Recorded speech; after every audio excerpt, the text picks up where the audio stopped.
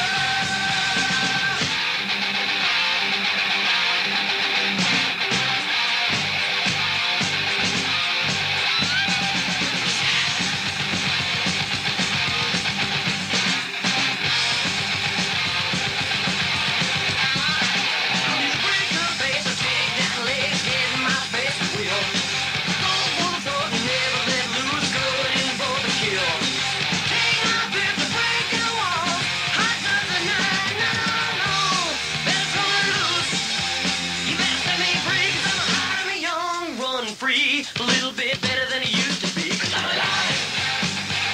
I'm alive. 'Cause I'm alive. I'm alive. 'Cause I'm alive. I'm alive. 'Cause I'm alive. I'm alive.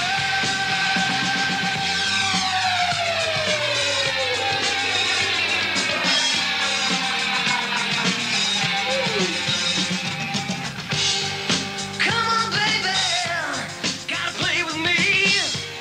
Well, I'm your live wire. Better lock your doors. I'm on the prowl tonight. Well, be mine tonight.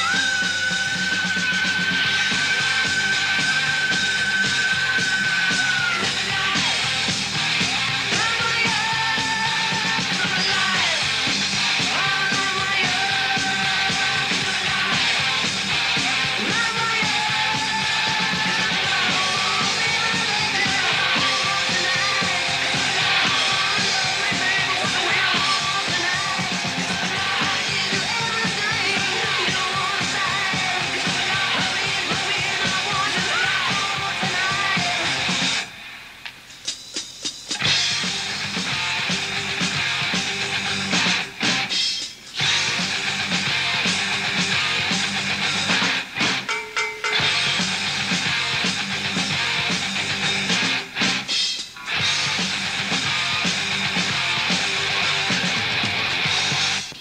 That was Livewire, Motley Crue from their brand new album, Too Fast for Love, here in the KLOS Local Music Show. I'm Still Benson, and we've been joined by the drummer, Tommy Lee. Well, now that I got all of you here together, your live show is there's quite a lot to it.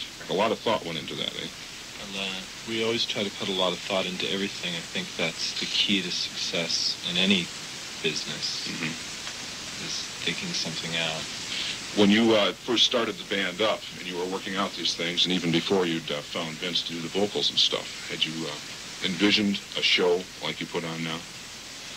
Personally, I mean, I've always looked up to bands, visual-wise. Okay, we're not talking musical right now. Tube's era, when they were doing White Punks on Dope, Broadway mixed with rock and roll. Really? And I think that's what we could head for. I'm not saying that's what we will, but we can build our show up, and the music can get better, and everything can get better. You can't just stagnate and stay in one place and play the same music and have the same show and everything forever. If someone were planning to come down and see you, what would you want them to expect when they got there? Everything.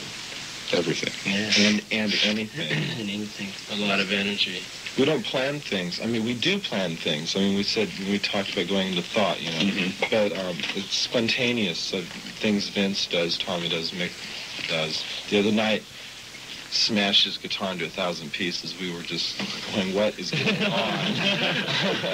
Do you have a song you open up with? Take Me to the Top. Take Me to the Top? It's like hold on to your seats because here we come when we get out on stage because when the opening music comes on and they're just out there grinding it out, and then I come on a little bit later and just kind of glide. Glides on. The excitement just starts building and then it just goes boom.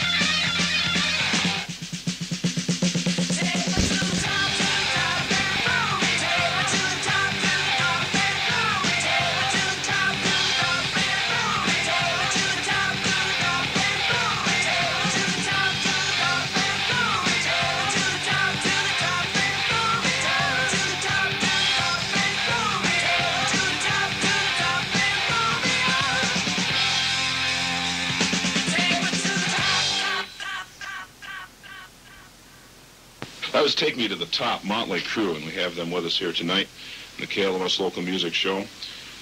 You've been together about 10 months. When you first got together, you did a demo, didn't you? A 45. Yeah. That is when we were first together. We were first together. I was only in the band a couple days, and I was reading the words while I was recording, because I didn't know the words yet to the song. And I was scared to death, because I'd never been in the studio before. And you did that basically just to get someone familiar with what you were doing, to get some promotion sense of what's going out. We had no plans on making a single out of it, as a matter of fact. It was just for demo purposes. And we ended up two of the songs on it that we'd played for some people they thought were really, really good, and we thought, well, we might as well press it and use it as a kind of a giveaway to get people to know the band. And it worked real good for us. Had you planned on cutting an album this soon into things, or did it roll along smoother than you had originally thought? Things really came together so fast because of Alan. Alan's done so much for us, and I mean, you always want to think something's going to happen this fast. This is like a dream come true for all of us. Maybe we ought to touch on that then. Al, why don't you step up here? Al's the manager. I think the guys were together, about a month? Yeah. And I flew down from Lake Tahoe, and they were in the studio cutting a demo tape. And I sat there and listened to them. My first reaction when I walked in was, okay. And I sat down and I listened to one song, and it just made up my mind. I thought they were great. And I wanted to be involved with them, and that's how it started. What did you think when Al first came along and heard you during the recording session? It must have been somewhat of a shock to have someone come in out of the cold and say, guys, you guys are great. I think I'm going to help you along a little bit. It was really great. I didn't think it would... We didn't really understand what was happening at that point because it was a friend of Mick's. Well, it was Mick's roadie, who's Alan's brother-in-law. That's how the whole thing... Long story to make things short. He had told him to come down and just listen to the group, and we didn't really know what Alan's place would be with the group, except for he said he was interested in possibly investing some money in a group. And we worked on an 8-week basis, and now we're on a forever basis. Sometimes management sits in the background and keeps track of bookings and whatnot, and gives advice along the way. Is this the kind of management situation that you're into here, or is it more... No, I consider myself a member of the group, and I've done everything from, well, anything, any kind of involvement with the group, from photo session, press kits, to getting him McDonald's, to driving Vince to his voice lessons, to taking care of the overdue phone bills, everything. It's just like family. And There's 5 members of Motley Crue. Yeah. I don't know if that's unusual in music business. I mean, that's the way we want it to be always. I know I can depend on them, and they know they can depend on me. When did the idea for the album first come forward then? It's the next logical thing to do. Well, around the end of summer, I felt we had to keep the momentum going, and that was the next logical thing. And we discussed either a 45 or EP or an album. And I felt that after discussing it with the guys, that an album was the logical step. And I felt that they were ready, and they felt they were ready, and the record companies didn't. So we said, we'll do it without them. And that's basically the way it's been from the very beginning. And it's going to continue. We just today signed our distribution deal for our album, and it'll be available internationally throughout the world by the end of January. Oh, nice. Congratulations. And thank you. You're welcome.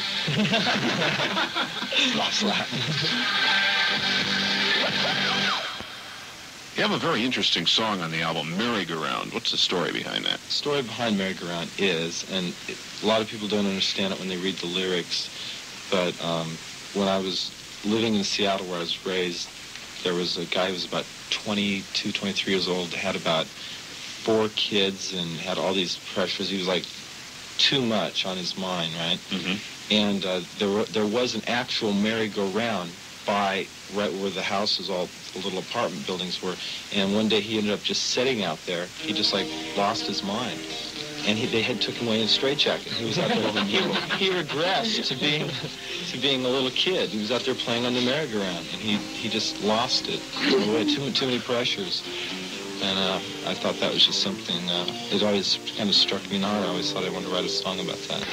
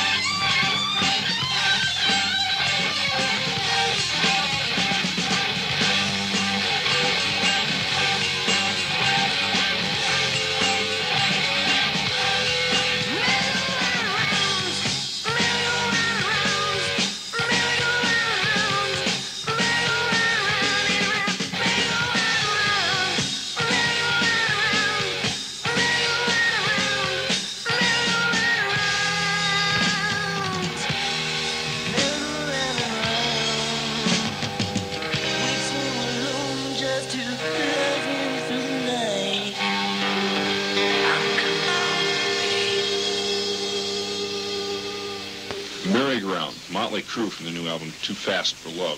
You played, you've done at least one mini tour, I guess you'd have to call it, where you went out and played smaller towns to see how it went over. Blew them away. Where did you go?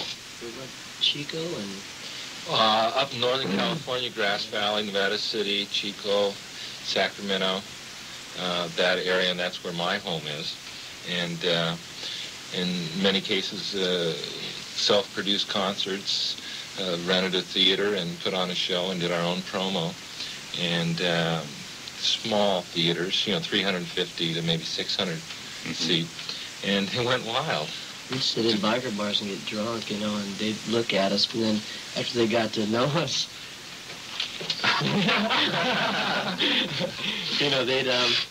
they'd figure out that we were pretty normal guys after all. And then after they started hearing our music, they started to like us, and we sold out everywhere we played. Kids rushing the stages, and we figured, well, that's how it's going to be over the mountains in some little town. That's exactly how it's going to be. So. Hopefully. One thing I noticed on the album, we get a lot of stuff in here in the local music show, a lot of tapes and a lot of records and whatnot. And the sound you have on this is really good. I mean, you came up with a fine sound. It's basically self-produced, isn't it? Yeah, it is. It is. And you had mentioned before, Vince, that you hadn't been in the studio. Who was responsible then? Relax. I was me and Nicky were in there most of the time, actually. And thanks to our Michael Wagner. Michael Wagner. He's from Germany. He's a German guy who speaks fairly good English, who's worked with Judas Priest and a lot of other European bands, and he's phenomenal. Phenomenal. Great guy to work with. He's really good. He's really good at the board. He's the type of person where we know what we want out of our sound, and a lot of times, being a young band, we haven't had the experience. We could go, we'd love to get this sound, and a lot of engineers will go, well, you can't do this, you can't do that, da-da-da. He'd just go, okay, like this. And it's done. He knew exactly what we wanted. Exactly. And a lot has to do with the studio we recorded in. It was very nice. Had the facilities we needed. Hit City West. Hit City West. Good place to record.